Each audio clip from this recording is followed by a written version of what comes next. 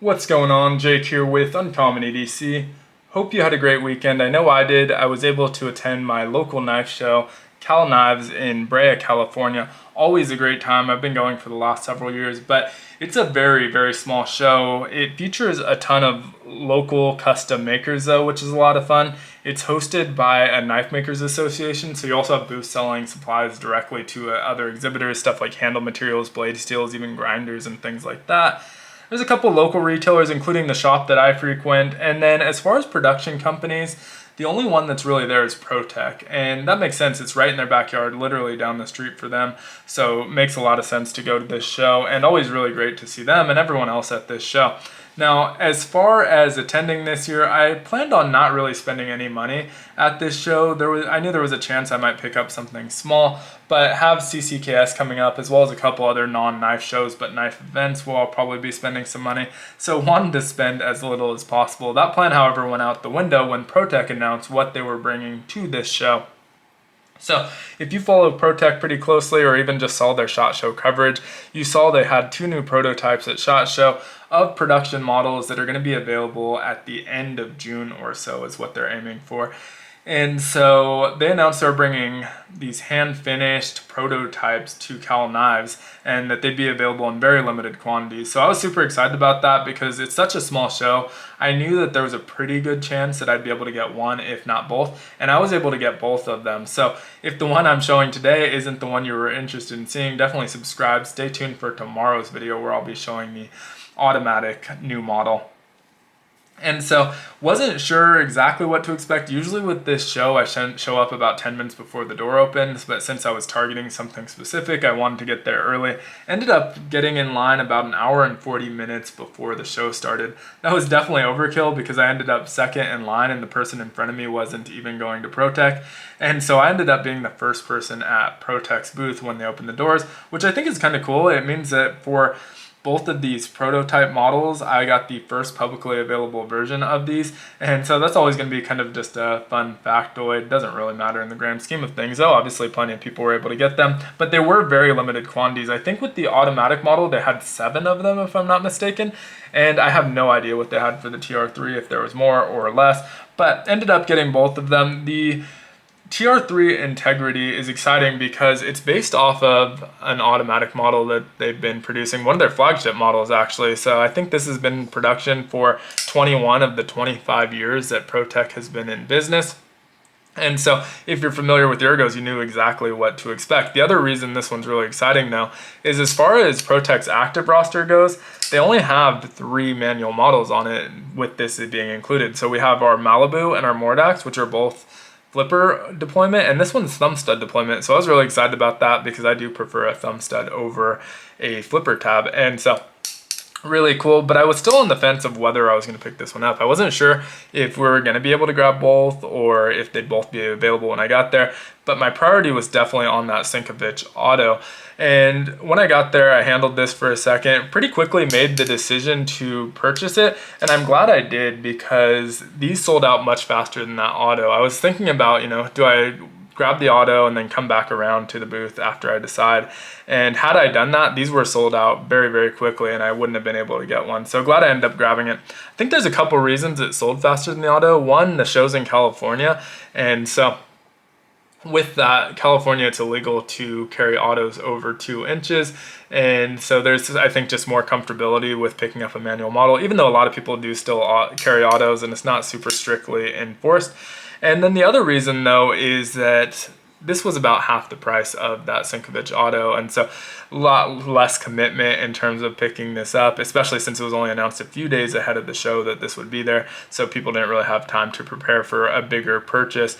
But either way, really cool. Now, the reason I was on the fence about it, even though I was excited about that thumb stud manual deployment, is I think this one looks closer to what the production version of this knife will look like. Obviously, we won't have that Mike Irie compound grind with the mirror polish finish because they're not going to be hand finishing a production model. Probably won't have the pearl inlay either, but I wouldn't be surprised if we see this exact configuration of the handle on the production version. And for the Auto, it's just so kind of fancy looking that it stands out a little bit more, so that's why I was kind of leaning towards getting that one over this one, but really glad I was able to grab it.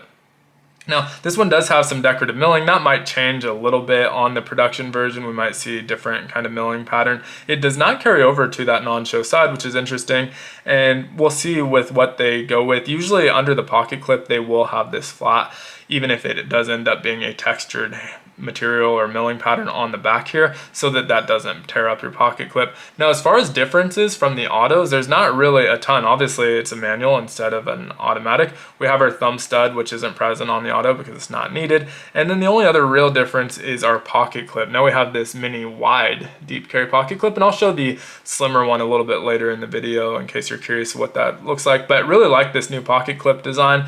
It's super stout, but it really grabs onto your pants really easily. It lifts up just enough to grab on. You don't have to lift it up and slide it on your pants with some of those that are too stout, but also super secure as well. So really like that. Obviously I have a flat spot underneath because the whole back scale is flat, and our mounting is completely flush, so there's nothing to really tear up your pockets. It's also super deep carry. It is not reversible, however, and that's pretty common with Protech. You're not going to see a lot of reversible because they don't like putting that extra depression for the people that aren't going to be reversing it. They think it takes away from the aesthetic, but they are pretty lefty friendly, and they do release a lot of these models in lefty. So if you're a lefty and want this, I'm sure at some point we'll see a lefty version of this as well. Now, one thing I was really happy to see is that the action on these are excellent. My Mordax is one of my favorite actions in my entire collection. It's probably in the top 2 or 3. And the Malibu is very good as well. For me, the Mordax is even better. And this is right up there. I think this is still better than my Malibu. Maybe just a hair less preferred than that Mordax. But I do still prefer that thumb stud deployment over the flipper deployment, and so I might actually end up liking this one a little bit more. Also worth noting, this really isn't broken in. I passed it around the show because it sold out so fast. They didn't even have one that they kept to show off to people that stopped by the table. They sold everything they had, and so ended up passing this one around quite a bit. So it's been flipped a little bit, but I've also only had it 2 days, so it may end up being a better action overall in the long run once it gets broken in. It is on bearings, and they did their detent perfectly. That was one other thing that I was kind of questioning with before I got the opportunity to handle it, is that flipper detent and thumb stud detent, you want it a little bit different, but they did a really excellent job. Only thing I want to note on that is that right now it's only a single-sided thumb stud, so you can see it does not have that second thumb stud. So if you're left-handed, or if you just want to middle finger flick this, you can't. And so it would be really nice to see a second thumb stud on the production version, because you do have really nice access to be able to middle finger flick that, and I think that would be a lot of fun. And so they're still open to it. This is a prototype, and so we may still see some changes to this before it gets released, and they've even mentioned in the comments of their Instagram posts that they're still taking that into consideration, so really hoping that is the case. Now, in terms of the blade, this is obviously going to be a little bit different than what you see. This has that Mike Irie mirror polish compound grind, which looks amazing, fingerprint magnet, and that's not going to be on the production model. We're going to have a kind of standard grind on that. We may see some different steels as well. This one's 154 cm, which is what you always see with these Mike Irie custom grinds, but I think they mentioned in the SHOT Show video we might see a MagnaCut version, which is really cool. In terms of the size on this one, it's going to be identical to your TR3 Auto, so if you've ever held one of those, it's going to feel identical in your hand. We're 8 inches overall, 4.5 inches in the handle, which gives you plenty of real estate for a full 4-finger grip, and they're really, really comfortable. And this one's been a popular model for a very good reason. It's extremely comfortable in hand, and you can see there's a finger groove here for your index, and then a slight groove here for your thumb as well, and that is jimped on the handle itself. Locks you in there really nicely, no hot spots whatsoever. The jimping does not extend onto the spine of the blade. You can see for the first inch or so, we have this kind of flat edge, 90-degree edge. You can probably strike a fire steel on there. I haven't tried it. And then we go on to that swedging. For this one with that grind, you also have the mirror polish on the swedging. I think that looks so good with their kind of non-mirror polish finish on the where the logo is located. And so that looks really excellent, but that's probably going to be one of the only other changes. Obviously won't get the inlay on the button. This one has the pearl inlay on that button on the production version, but they do so many exclusives with dealers, show exclusives, that you most likely will see that in future iterations. Now, as far as the pocket clip goes, really liking that. It's really nice. I think I kind of already touched on it enough. We will compare that to the Malibu one in a second, which has the regular deep carry mini pocket clip. Weight wise, this one weighed in at 3.97 ounces. Obviously that's going to be a little bit different when we get to the production models as well, but really cool knife. I'm really glad I ended up picking this one up. If you see me at any of these upcoming events, I think I have 3 in the next 4 weeks. If you see me at any of those, I will have this in my pocket. If you want to handle it, definitely just ask me and you're more than welcome. It does have a lanyard hole here on the back as well. I wouldn't mind seeing some more intricate patterns, honeycomb pattern, dragon scales, or really anything else on some of those future iterations, but for me, I think once this does hit production, once we get a operator version, that's going to be the one that I'm chasing most. And then again, hopefully they do add that second thumb stud. If that's something that you want to see when it comes out, I would definitely make that known either in the Facebook group or on one of their Instagram posts and stuff like that, because it is still in consideration, and the only way they're going to know that that's what people want is if people are telling them.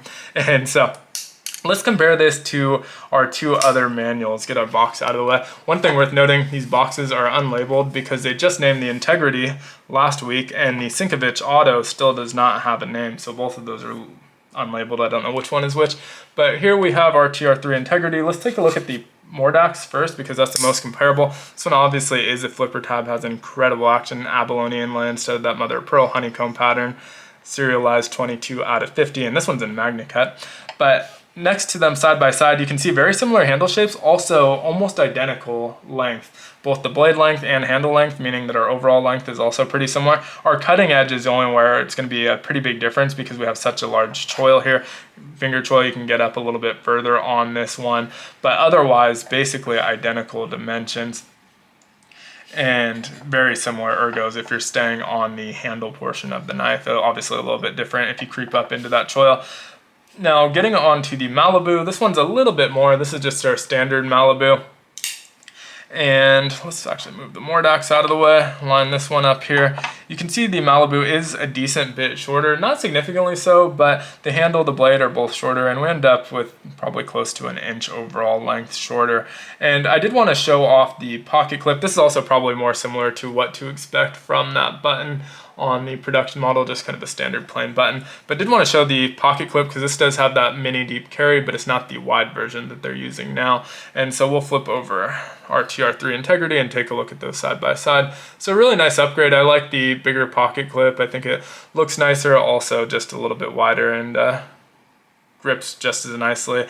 You can see on this Malibu version, they do clear out, well, maybe you can't see it with my finger in the way, but they do clear out the texturing where that pocket clip hits the handle. They didn't need to on this one since that pattern doesn't show on the back, but if they do have a pattern that repeats on the back side, you can expect to see that on that as well. They're always really good about making sure that's completely flush and this flat where that's landing so it's not destroying your pants. But that's it for this one. Would love to know your thoughts on this one down in the comments below. As usual, if you enjoyed the video, consider liking, commenting, subscribing, and hitting the notification button. And definitely tune in for tomorrow's where we're going to take a look at that new Sinkovich Auto, which is absolutely insane. Thanks for watching, and I hope you have a great one. Take care.